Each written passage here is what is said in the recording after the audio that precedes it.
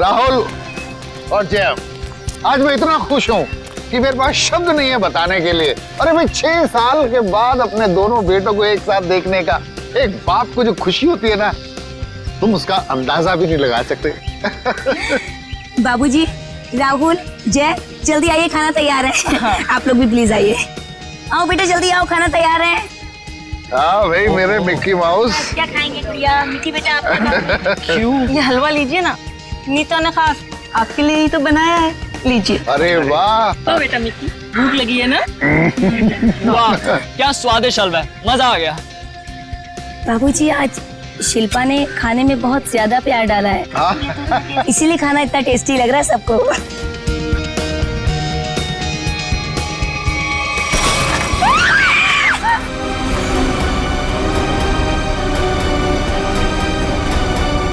ये क्या?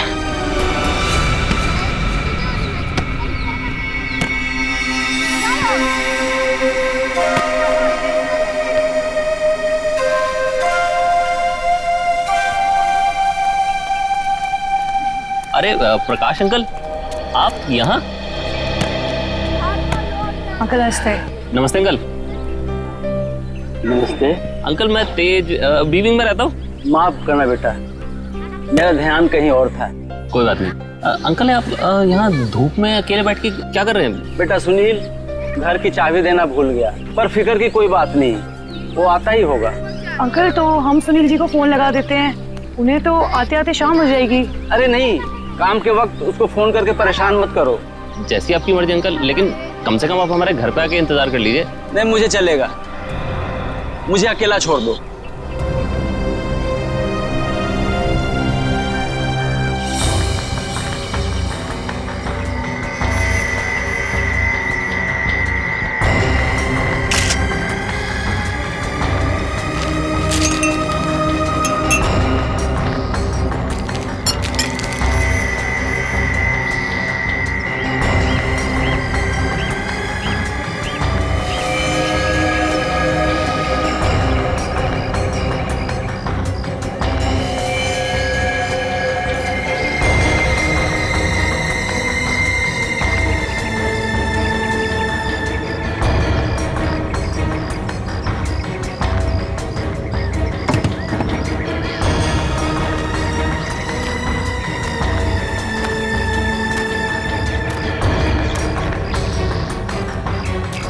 एक बात बताइए जी, आप सब लोग यहाँ पर खाना खाने बैठे थे है ना, तभी ये हाथ खाने में गिरा?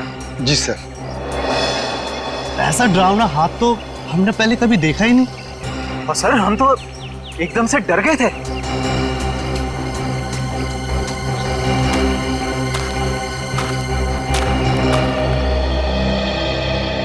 सर आपने हाथ तो देखा ही ना सर, गला नहीं है लेकिन खून पूरी तरह से सूख चुका है।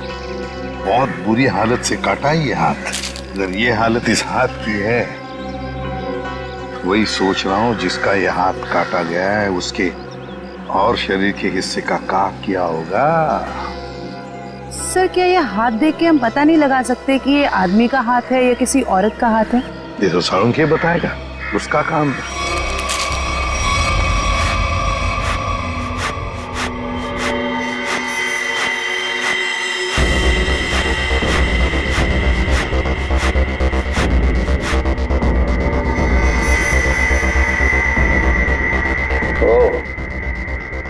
इन मुजरिमों के हौसले भी दिन ब दिन बुलंद होते जा रहे हैं। ओए, अकेले में क्या बातें कर रहा है? मुझसे बात कर।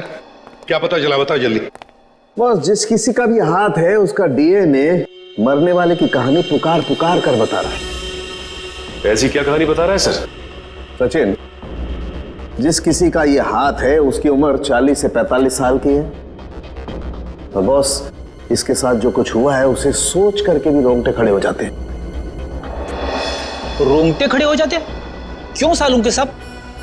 इसके हाथ में से खून का एक एक कतरा निचोड़ निचोड़ के निकाला गया है। क्या कह रहे हैं सर आप?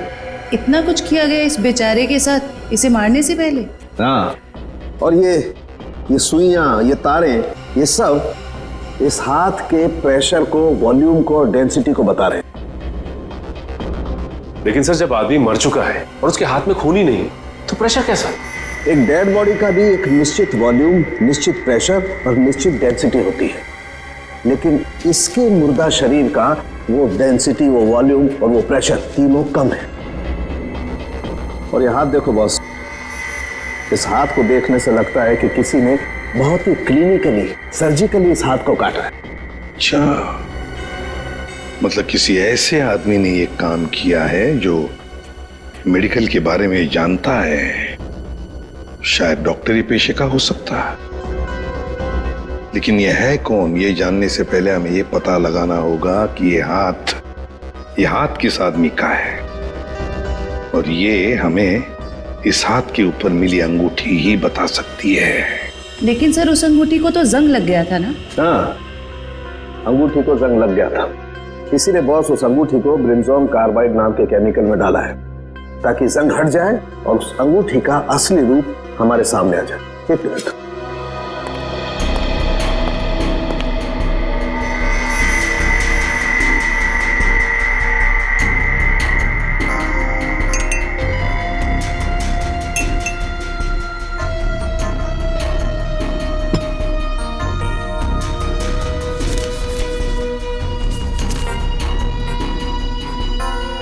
ये देखो बॉस, ये अंगूठी एकदम साफ।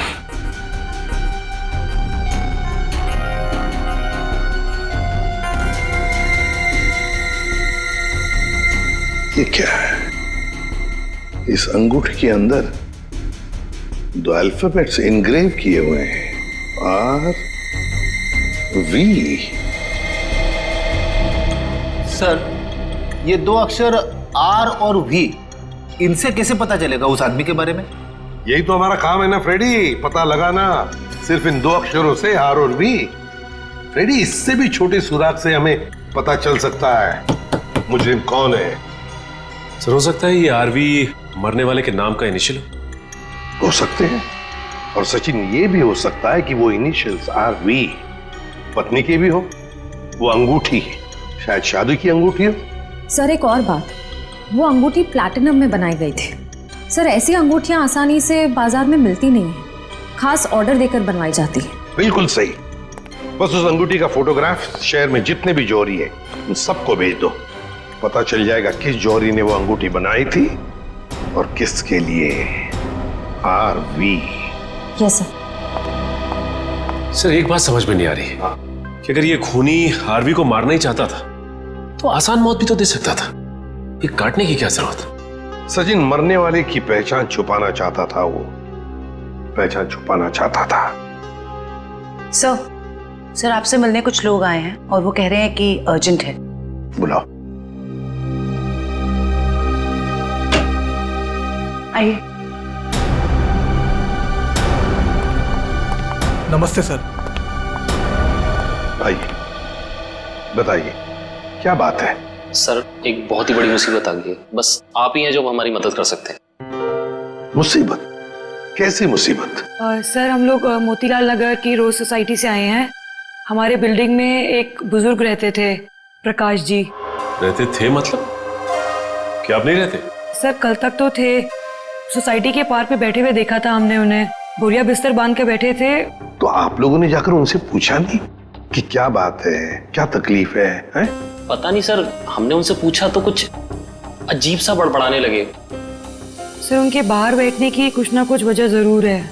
क्या वजह हो सकती है? सर, उनका सौतेला बेटा सुनील बहुत ही ज्यादा बदतमीज और झगड़ालू किस्म का इंसान है वो। सर, हमें लगता है उसी ने ही सामान सहित अपने पिता को घर से बाहर निकाल दिया है। पता नहीं कहाँ होंगे वो। हो सकता है वो अपने ही घर वापस चले गए हों। घर में चेक किया आपने? हम लोग गए थे वहां पे, वो वहां नहीं थे, और हमने सुनील से पूछा तो उसने बोला कि उसे पता नहीं है। सर, उससे उनकी कोई परवाह नहीं है। सुनील? हेलो, हाँ,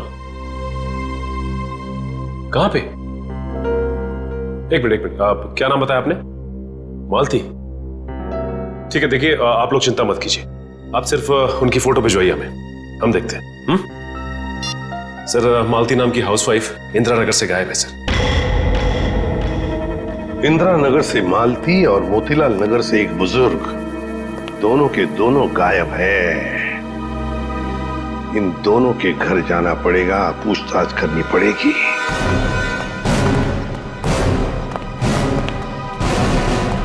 सर, हमने मिस्टर सुनील का घर अच्छे से चेक किया।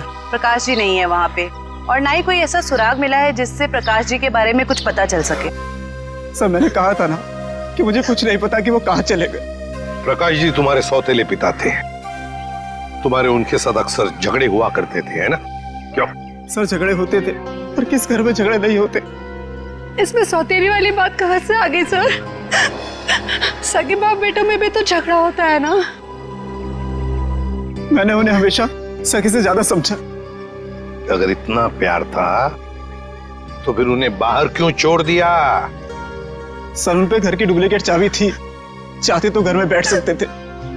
सर, मुझे तो लगता है कि इन दोनों ने ही मजबूर किया होगा उन्हें घर छोड़ने के लिए। ये आप क्या कह रहे हैं सर? हम ऐसा क्यों करेंगे? सर, आपको क्या लगता है मैं अपने पापा के साथ कुछ गलत करूंगा? सर, मेरे पापा को ढूंढ के ला दीजिए। हाँ, प्रकाश जी को तो हम ढूंढ कर निकालेंगे ही निकालेंगे, वो तो हमारा फर्ज है। लेकिन एक बात याद रखना, अगर पता चला तुम लोगों ने अपने पिताजी के साथ कोई गैर बर्ताव किया है तो अच्छा नहीं होगा, समझे?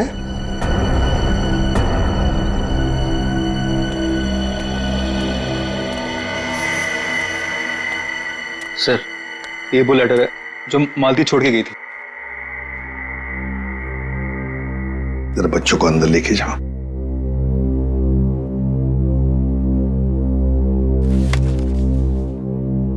मैं मालती अपने पूरे होश में बिना किसी दबाव के ये खत लिख रही हूं। मैं अपनी रोजमर्रा की आम जिंदगी से इस घर गृहस्थी से तंग आ गई हूं और अपनी मर्जी से छोड़ के जा रही हूं। मुझे माफ कर देना विनय, माफ कर देना राहुल। कुछ दिन आप सबको बहुत तकलीफ होगी मेरे बिना, मगर फिर आदत पड़ जाएगी। मेरे वापस आने की उम्मीद मत रखना, हमारा साथ यहीं तक ही था। मालती। सर, ऐसे कैसे कोई पत्नी अपने बसे बसाए घर को छोड़ के जा सकती है? वही तो। वो मैं कल बच्चे को स्कूल छोड़ने गई थी ना, तब वो मुझे वहां मिली थी, तो मुझे उसका बर्ताव कुछ अजीब सा लगा। कुछ अजीब सा लगा मतलब? कैसा लगा आपको? मतलब वो बच्चे के सामने रो रही थी। सर, हमेशा अपना और पापा का ख्याल रखना। आप कहीं जा रहे हो क्या? मैं भी चलूंगा आपके साथ। नहीं बेटा, मैं कहीं नहीं जा रही। और रोते रोते उसने बच्चे को वैन में बिठाया और वो सब्जी लाने के लिए चली गई, और जाते जाते उसने अपना मोबाइल फोन भी तोड़ दिया। ये तो बड़ी अजीब बात है। कैसे गई वो वहां से? वो ऑटो से गई सर। और कहाँ गई कुछ पता चला? मेरा मतलब है क्या सुना आपने? नहीं, मैं सुन नहीं पाई सर। चलो ठीक है, thank you very much. Sachin, Motilal Nagar और इंदिरा नगर के जितने भी रिक्शा वाले हैं उन सबको प्रकाश जी और मालती के फोटोग्राफ्स दिखाओ। एक्सक्यूज मी भाई साहब, इस आदमी को आपने यहाँ कहीं देखा क्या? नहीं सर, इनको कभी नहीं देखा। अरे आप ध्यान से देख के बताइए, हो सकता है कभी आपकी टैक्सी में बैठे हो। टैक्सी में तो दिन भर में बहुत लोग बैठते हैं साहब, हर किसी का चेहरा याद रखना मुश्किल रहता है। शुक्रिया।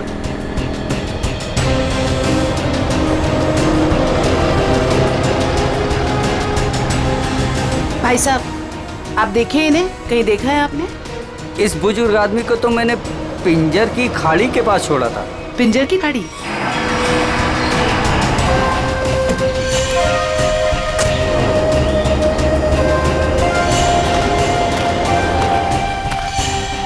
साहब, ये औरत कल पक्का मेरे साथ मेरे ही ऑटो में गई थी। अरे मैडम, यहाँ इस सुनसान जगह पे कहाँ रुकवा दिया ऑटो? आगे सारा जंगल ही जंगल है। और साहब एक और बात बताऊं, वो औरत ना मुझे बड़ी अजीब सी लग रही थी साहब। पूरे रास्ते रोती हुई गई और मोटी डोंगरी की गुफा के पास इसने मेरी ऑटो रुकवाई और उतर के चली गई। मैंने कहा भी कि मैडम अपने बाकी के पैसे तो लेते जाइए, लेकिन उसने पीछे मुड़कर देखा ही नहीं, बस जंगलों की तरफ बढ़ती चली गई साहब। ठीक है जी सर। अरे जयवंती, जरा देखो देखो जरा ये टैब में, मोटी डूंगी की गुफा और पिंजर की खाड़ी। सर ये दोनों इलाके तो कुलवाड़ी के जंगलों के आसपास हैं। काफी सुनसान इलाका लग रहा है सर। हाँ, इस इलाके में 20 किलोमीटर तो जंगल ही जंगल है, लेकिन ये दोनों ऐसे घने जंगल में उतरे क्यों?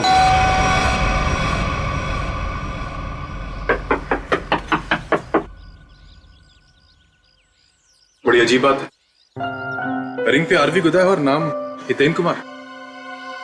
हो सकता है इस घर के किसी और सदस्य के नाम के इनिशियल्स हों ये, क्योंकि उस जौहरी को पूरा यकीन था कि इस रिंग का ऑर्डर इसी घर में से किसी ने दिया है। जी कहिए। नमस्ते, हम सीआईडी से हैं। सीआईडी? अंदर आइए।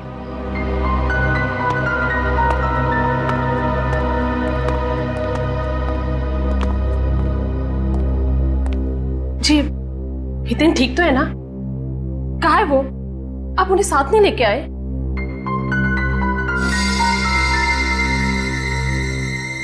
क्या आप इस अंगूठी को पहचानती हैं?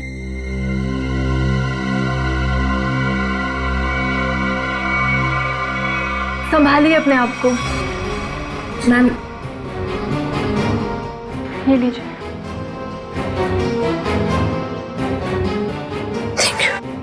क्या आप बता सकती हैं कि इस अंगूठी पर जो आरवी इनिशियल्स बने हुए हैं, इनका क्या मतलब है? अपने माता पिता के नाम पे गुंदवाया था इन्होंने। ससुर जी का नाम राकेश था और सासू माँ का नाम विनीता। मुझे लग रहा था कि जरूर कुछ ना कुछ बुरा हो रहा है। हितेन कभी मुझे बिना बताए घर से गायब नहीं हुए। क्या आप मुझे उन्हें मिलवा सकते हैं प्लीज? मैम दरअसल हमें उनका कटा हुआ हाथ। बस कुछ मत बताइए, मैं और कुछ सुन नहीं सकती। मैं जानती थी हितेन जिस राह पे चल रहा है उसका अंत अच्छा नहीं होगा।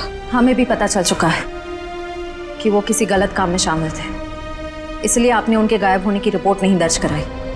क्या आप प्लीज हमें पूरी बात साफ साफ बताएंगी? दरअसल इन्होंने अपने कंपनी से 10 करोड़ का घोटाला किया था। 10 करोड़ का घोटाला? इन्होंने वो पैसे कहीं और काम पर लगाए। पैसे तो डूब गए, लेकिन जब कंपनी ने उनके पास पैसे की डिमांड की तो उनके पास पैसे देने के लिए एक फूटी कौड़ी भी नहीं थी। फिर क्या, कंपनी ने इनके ऊपर केस कर दिया। हमारा घर नीलाम होने के कगार पर आ गया। मुझे लगा शायद इसलिए ये 3 दिन पहले घर से गायब हो चुके हैं। और इसलिए आपने उनके गायब होने की रिपोर्ट दर्ज नहीं कराई? नहीं, दरअसल अचानक मुझे इनके कंपनी से कॉल आया, किसी ने कंपनी की रकम चुकता कर ली है। मैं खुश हो गई कि शायद ही आप वापस आएंगे। एक मिनट, वो 10 करोड़ रुपए जो हितेन ने कंपनी से चुराए थे वो किसी और ने चुकते किए? किसने? पता नहीं, किसी ने इनके कंपनी के अकाउंट में वो रकम डलवा दी थी और एक चिट्ठी छोड़ी कि ये रकम वही है जो हितेन ने उनकी कंपनी से ली थी। बड़ी अजीब बात है मैम, कोई और हितेन के पैसे क्यों चुकाएगा, वो भी 10 करोड़? इसके पीछे जरूर कोई गहरा राज है। मैम, आपके रिश्तेदारों ने या दोस्तों ने हितेन को ढूंढने की कोशिश नहीं की? कोशिश की न, हितेन की गाड़ी भी मिली कुलवाड़ी जंगल के पास, लेकिन हितेन का कुछ पता ही नहीं चला। कुलवाड़ी जंगल।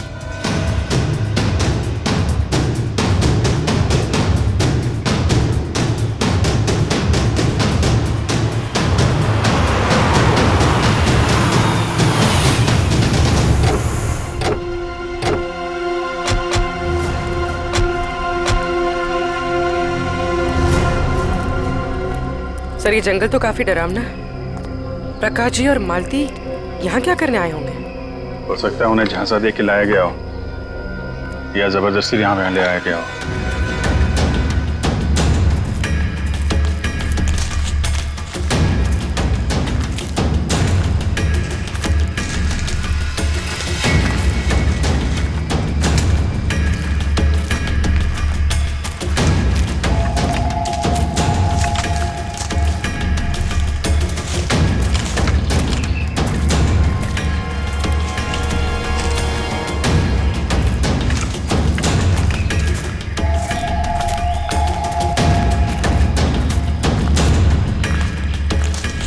अभिजीत,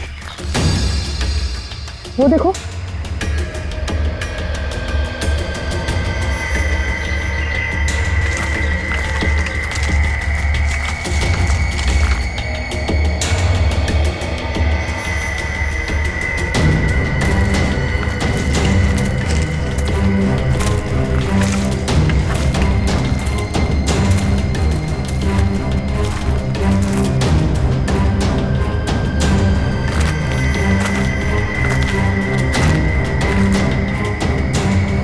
इतने सारे कपड़े, ये जूते,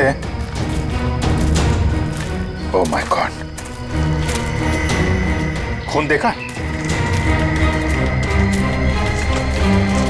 ओह नो,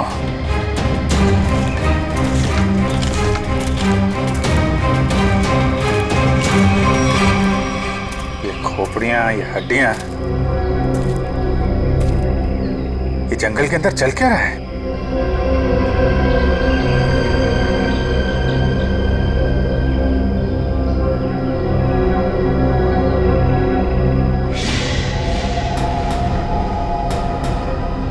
कौन है?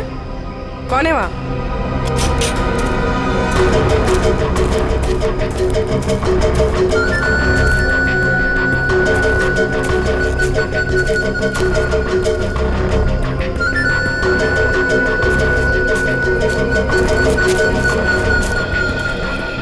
क्या हुआ? वहां तो कोई नहीं है सर। सर वहां पे कुछ था सर। सुनसान जंगल में कौन हो सकता है? ये तो सारे कपड़े, जूते और ये हड्डियों को देखकर लग रहा है कि अलग अलग उम्र के लोगों को शिकार बनाया गया है। बहुत खतरनाक अपराधी है, मासूम भोले भाले लोगों को यहाँ बुला के मार डालता है।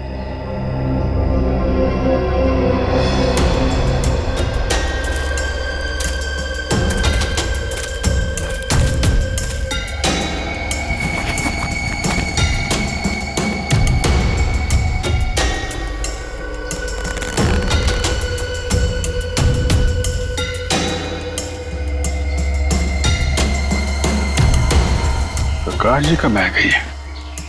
ये अपने बीवी बच्चों की फोटो लेके यहाँ पे क्यों आए थे?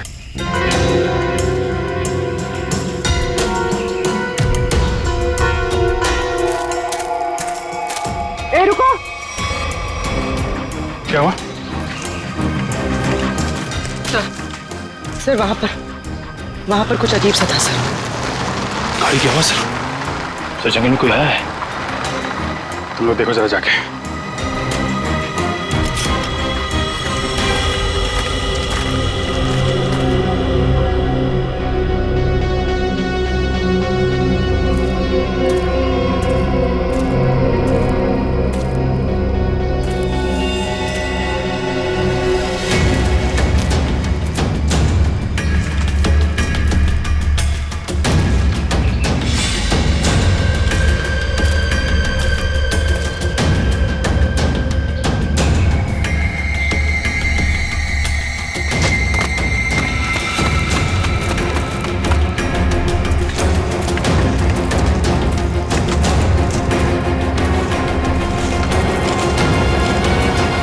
हितेन का कटा हुआ हाथ और उसकी गाड़ी मिलती है गुलवाड़ी जंगल के आसपास।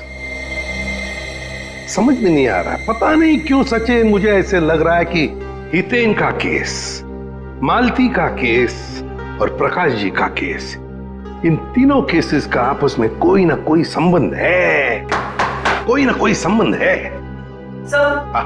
सर प्रकाश जी और मालती के बारे में कुछ और पता चला है। क्या? सर ठीक हितेन की तरह ही प्रकाश जी और मालती दोनों कर्जे में थे। प्रकाश जी के बेटे को 5 लाख रुपए देने थे और मालती जी का घर गिरवी रखा था। सर दोनों के गायब होते ही इन दोनों का कर्जा किसी ने चुका दिया। हितेन भी कर्जे में था, मालती भी कर्जे में थी, प्रकाश जी भी कर्जे में थे। तीनों के तीनों गायब होते, तीनों के तीनों आखिरी बार दिखाई पड़ते हैं गुलवाड़ी जंगल के आसपास। काम करते हैं उस लाइन पर, गुलवाड़ी जंगल के लाइन पर जितने भी ऑटो रिक्शा वाले और टैक्सी वाले धंधा करते हैं सबको यहां लेकर आते हैं। सब हम लोगों को क्यों बुलाया? इसलिए बुलाया है कि हमें तुम लोगों की मदद चाहिए। हम क्या मदद कर सकते हैं साहब आपकी? देखो, खैर गांव से गुलवाड़ी के जंगल के रास्ते पर तुम लोग अपनी अपनी गाड़ियां चलाते हो, है ना? साहब टैक्सी तो पूरे शहर में घूमती है। हाँ, लेकिन सारी टैक्सियां गुलवाड़ी भी नहीं जाती। सिर्फ वही गुलवाड़ी जाती है जो खैर गांव से होकर जाती है। हाँ साहब, गुलवाड़ी पर आकर तो रास्ता ही खत्म हो जाता है, उसके बाद तो घना जंगल आता है साहब। बस तो उसी जंगल के बारे में हम लोग जानना चाहते हैं। वैसे वो रास्ता बहुत सुनसान है ना? हाँ साहब। तो फिर ऐसे सुनसान रास्ते पर ज्यादा लोग तो जाते नहीं होंगे, गिने चुने ही लोग जाते होंगे, है ना? हाँ साहब, बिल्कुल। तो एक बात बताओ, पिछले 2-3 महीनों में क्या तुम लोग किसी पैसेंजर्स को उस रास्ते पर लेके गए थे? याद करो। हाँ साहब, मुझे याद है साहब। मैंने पिछले 3 महीनों में उस रास्ते पर 2 अलग अलग लोगों को छोड़ा है। मैंने भी एक सवारी को छोड़ा था साहब पिछले महीने। साहब पिछले महीने मैंने भी एक सवारी छोड़ी थी, वो एक आदमी था। तो क्या उन लोगों के चेहरे याद आ रहे तुमको? साहब चेहरा तो नहीं याद, पर उसकी बातें जरूर याद है। बहुत परेशान था वो, किसी से फोन पे कह रहा था कि मैं आ रहा हूँ, कुछ परेशानी तो नहीं होगी ना? साहब मुझे याद आया, मालती जी के अलावा मैंने एक लड़की को भी छोड़ा था और वो लड़की पूरे रास्ते रोती रही। साहब मुझे तो लगता है कि वो लड़की घर छोड़कर भाग कर आई थी। हाँ साहब, और गुलवाड़ी के रास्ते पर उतर गई वो। मैंने अपने सवारी से बोला था यहाँ पर ऑटो और टैक्सी नहीं मिलेगा साहब, पर उसने कोई जवाब ही नहीं दिया। सर ये तो बिल्कुल प्रकाश और मालती के केसेस जैसा है। हाँ श्रेया, ये तीनों के तीनों केसेस एक जैसे ही हैं और जरूर और भी ऐसे केसेस होंगे। लेकिन हितेन, प्रकाश और मालती, इन तीनों के जिसने भी कर्जा चुकाया है उसी ने इन तीनों को गायब भी किया है। समझ में नहीं आ रहा है ये सब करने के पीछे ये खोने का मकसद क्या है? मकसद तो पता नहीं अभिजीत, लेकिन इतना जरूर कह सकती हूँ कि ये एक हॉट ब्लडेड मर्डर है। सोचा समझा किया गया अपराध जो किसी पढ़े लिखे आदमी ने किया है। पढ़े लिखे आदमी? ये देखो, इस खोपड़ी को किसी केमिकल में डुबो कर रखा गया था। केमिकल में? यहाँ जंगल में कोई लैब खोल के रखी है क्या उसने? हो सकता है। एक मिनट।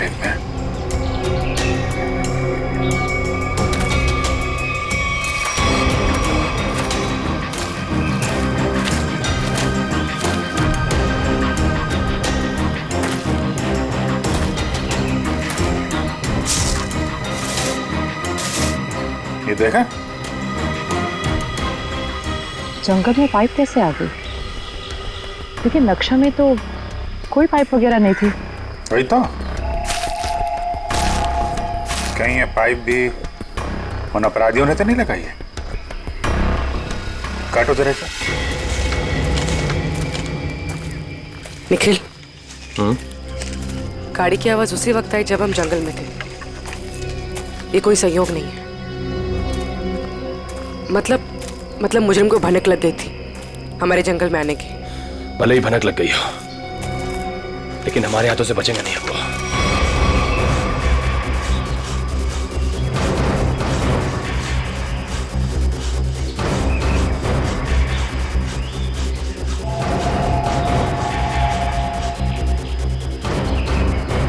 बदबू आ रही है। खून? पाइप में खून है। लोगों को मार के, उनकी लाशों को काट के इस पाइप में से खून भेजा जा रहा है।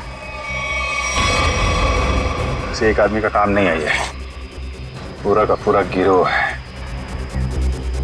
ये पाइप हमें उन तक पहुंचाएगा।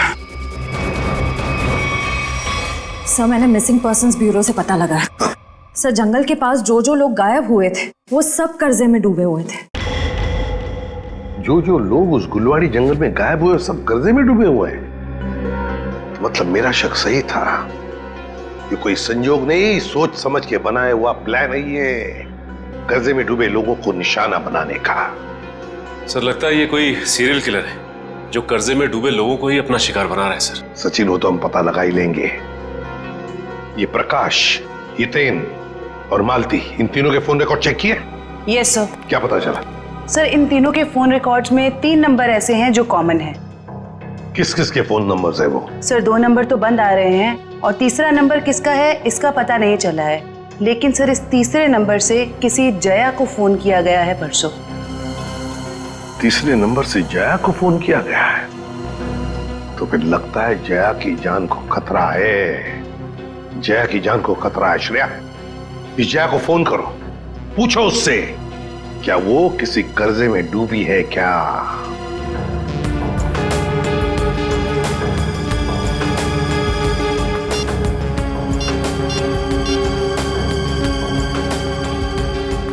जया?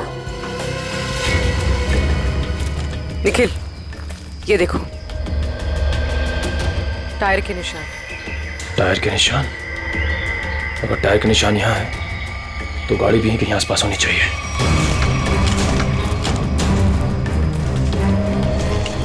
गाड़ी उस तरफ है, संभाल के।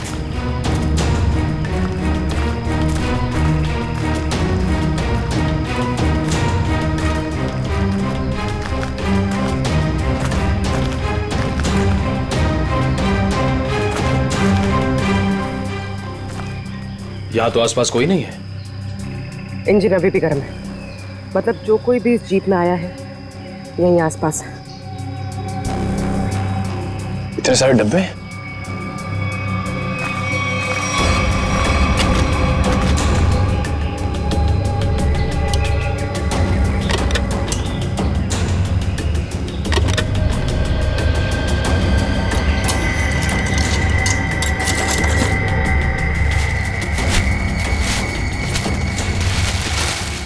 ये तो अस्पताल का सामान है, यहाँ इस जंगल के बीच क्या कर रहा है?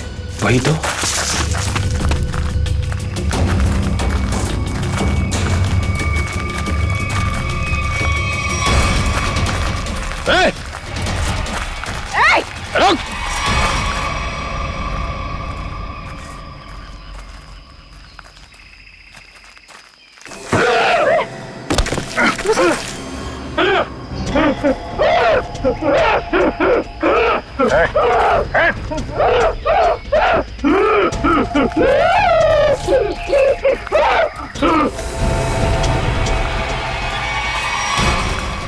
रुक!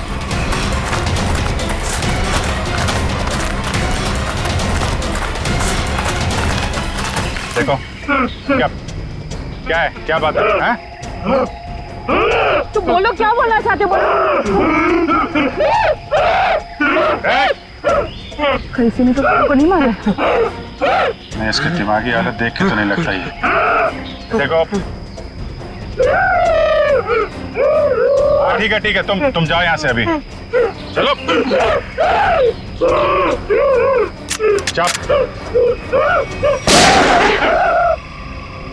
तुमने गोली क्यों मारी? वो बेचारा डर के भाग गया। वापस आके इसको बचा लेंगे। पहले प्रकाश और मालती को बचाना जरूरी है, कहीं उनकी भी ऐसी हालत ना हो जाए।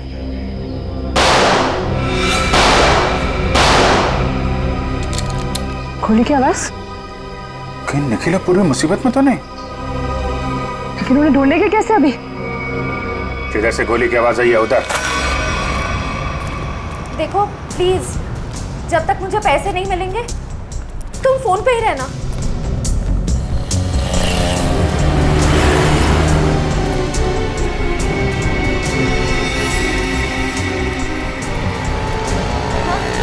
मुझे दुकान दिख गई, मैं आ रही हूँ। नहीं, तुम फोन मत रखना प्लीज, मैं पहुंच गई।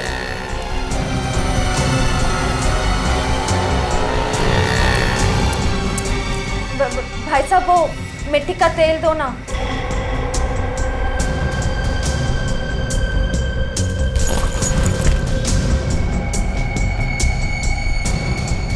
मैं सीआईडी ऑफिसर हूँ। सीधे से बता दे किसके इशारे पे तूने मुझे बैग दिया, वरना ससुराल की सैर करनी पड़ेगी। वो जा रहा है, नीली कमीज वाला, फोन पर। मैं हूँ रिशिता, वो ब्लू शर्ट वाला। बस बस बस बस, बहुत घूम लिया। तुम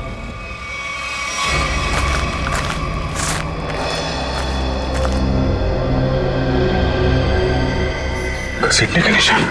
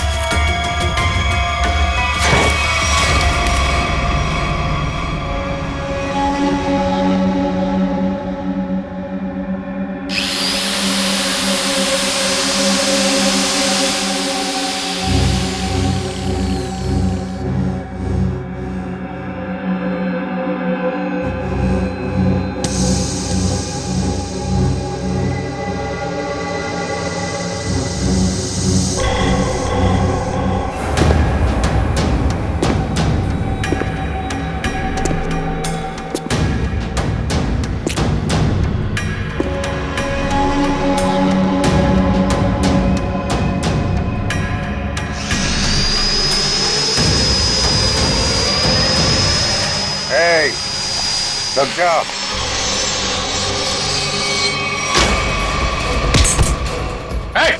रुक जाओ, नहीं तो इसकी खोपड़ी उड़ा दूंगा।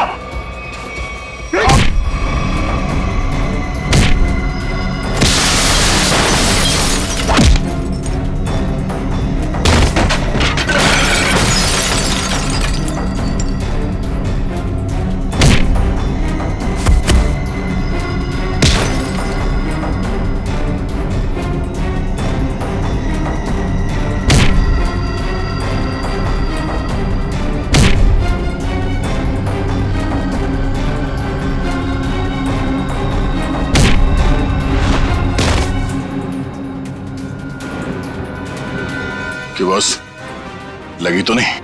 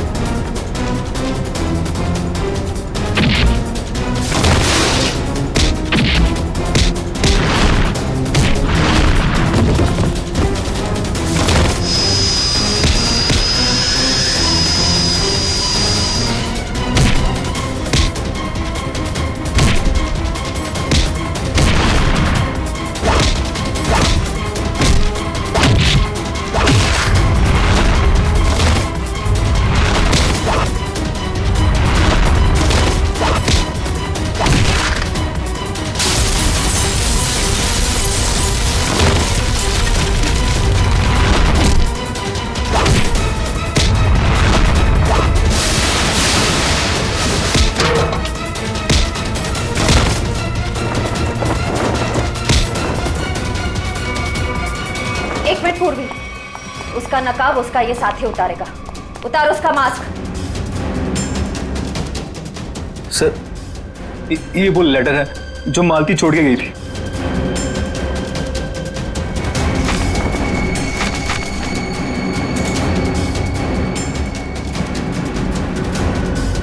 आप क्या कह रहे हैं सर? हम ऐसा क्यों करेंगे? पैसों की लालच में तुम इतनी गिर गई, तुमने इंसानियत को शर्मसार कर दिया। यहाँ तक कि अपने पिता समान ससुर तक को नहीं छोड़ा तुमने।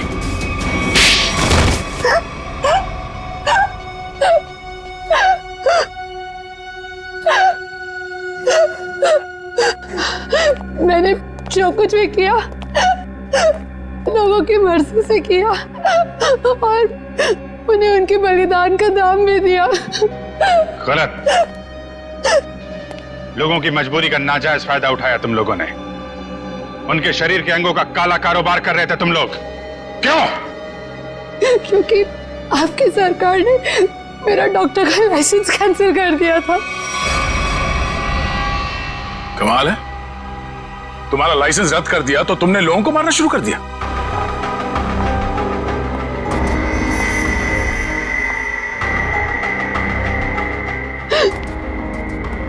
तुम्हारे आड़े टेढ़े एक्सपेरिमेंट ने यह हाल कर दिया लोगों का। शर्म आनी चाहिए तुम दोनों को।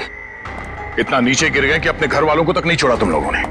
क्या करते सर, विदेशी ग्रुप से पैसा ले चुके थे हम, और जो अंग उन्हें चाहिए थे वो हमारे पास नहीं थे, इसलिए सोचा घर वाले ही सही। बड़े बड़े मुजरिम देखे हमने, मगर तुम लोगों जैसे घटिया सोच वाले लोग आज तक नहीं देखा।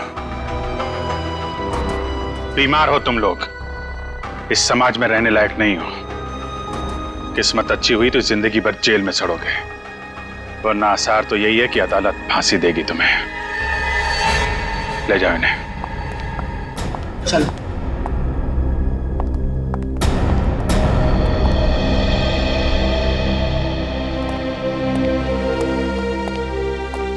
इनका किसी अच्छे अस्पताल में इलाज करवाते हैं। चलो।